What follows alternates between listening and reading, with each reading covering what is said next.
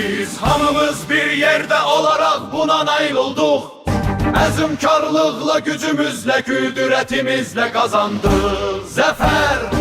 Ərdiqidlərimizə güvəndik, daima yanlarında olduq. Ona görə də bu bizə qismət oldu, qazandıq zəfər.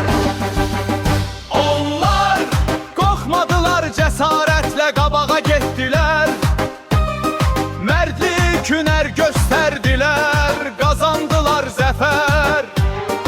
Onlar vətən uğrunda canlarından keçdilər. Şəhidlik zirvəsinə yüksələrək qazandılar zəfər. Ağır keçən döyüşlərdə yaralandılar, qazi oldular.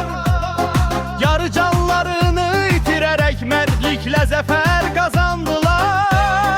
Onlar 30 illik həsrətə 44 gündə son qoydular. Güclü ölkənin güclü ordusu sağ olun ki bizə yaşatdı zəfər. Biz onların bu şücaətini, qəhrəmanlığını heç vaxt unutmayacağıq.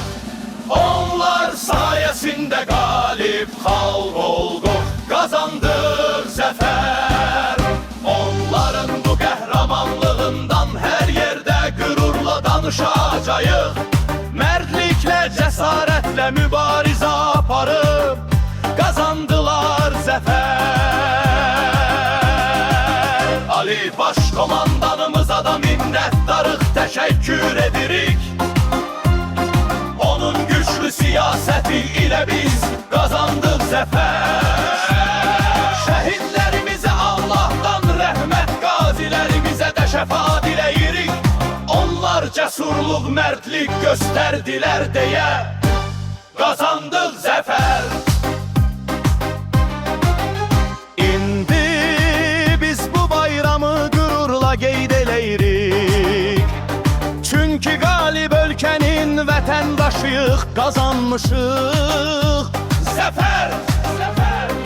Hər kəsə necə güclü dövlət olduğumuzu nümayiş etdirdik. Bunu hər kəs eşitsin, biz qalib ölkəyik, qazandıq zəfər.